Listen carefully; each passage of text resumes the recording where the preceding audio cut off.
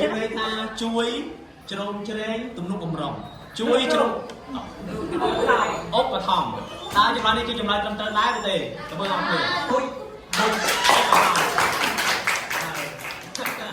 អរគុណសូមជម្រាបឲ្យនៃទេគ្រូឲ្យជាពាក្យកលឹះជួយបញ្យល់ឲ្យគ្រូស្ដាប់បញ្យល់ពាក្យនិន្ទាម្នាក់នឹងនិន្ទាអ្នកដទៃតោះឆ្លៀននេះឆ្លៀននេះច្បាស់កាមេរ៉ាបែរទៅចំអ្នកដែលគេកំពុងឆ្លើយឆ្លៀននេះនិន្ទាអ្នកដទៃឃើញគេមានអំណួតជាងមិនមែនច្បាស់ឬនៅនឹងចាញ់ក្រៅទៀតច្បាស់ឬនៅក្រុមផ្សេងទៀតអាចលើកដៃឆ្លើយចម្លើយបន្តទៅទៀត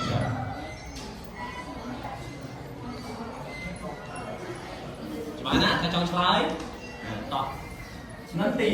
ឆ្លៀននេះថ្នាក់ពាក្យគ្រូឲ្យពាក្យនិន្ទាមានន័យថាឆ្លៀននេះក្រុមផ្សេងទៀតចម្លើយមិនទាន់ត្រូវទេលីស៊ូសម្រាប់ចិត្តឲ្យបានច្បាស់ថាឆ្លើយឬមិនឆ្លើយអត់យើងអស់ពេលឥឡូវទៅមើលចម្លើយត្រឹមត្រូវទាំងអស់គ្នាជួយងាកណាដើម្បីឲ្យអ្នកអង្គុយក្រោមបានមើលចាញ់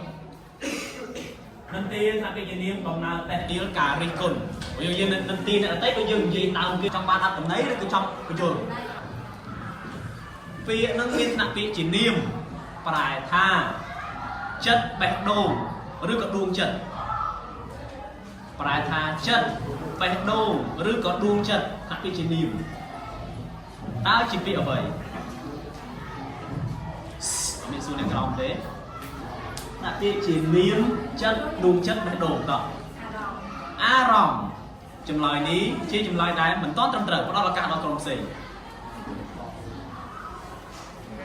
អត់អីទេអត់ទេព្រោះលោកខុសទៅហើយតោះស្មារតីអត់ត្រូវទេពីរនាទីតោះឆន្ទៈចង់ឆ្លើយអត់វិញ្ញាណតើមើលពាក្យត្រឹមត្រូវទាំងអស់គ្នាពាក្យហ្នឹងមានន័យថាសេចក្តីប្រៀបធៀបការប្រៀបប្រដូចសេចក្តីប្រៀបធៀបការប្រៀបប្រដូចថាវាជានាម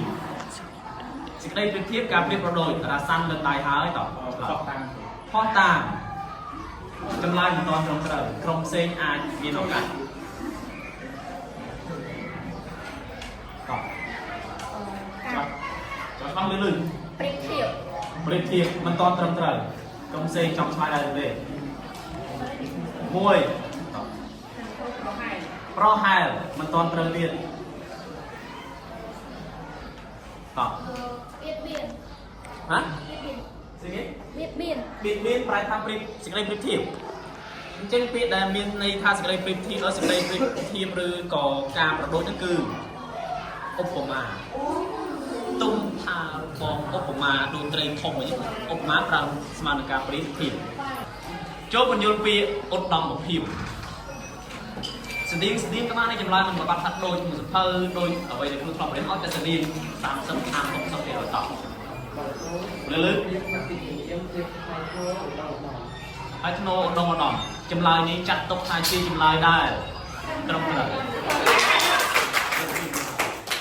ពិសេសថ្លៃធ្នូប្របីអង្គពួយទៅត្រឹមត្រូវតោះអញ្ជើញមកកន្លែងបានចូលបញ្យល់ពាក្យបរិវារតែបរិវារមានន័យថាម៉េចគិតហើយលើកដៃឆ្លើយតោះស្មានណាលើក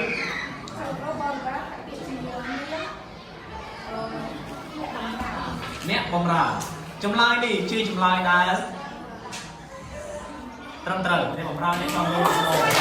ទៅមកពេលនេះមានថ្នាក់ពាក្យជានាមដំណើរបំបបងឲ្យចេញពីស្រុកទៅស្រុកផ្សេងឬក៏ដំណើរចេញពីនគរទៅនគរផ្សេងនិរទេស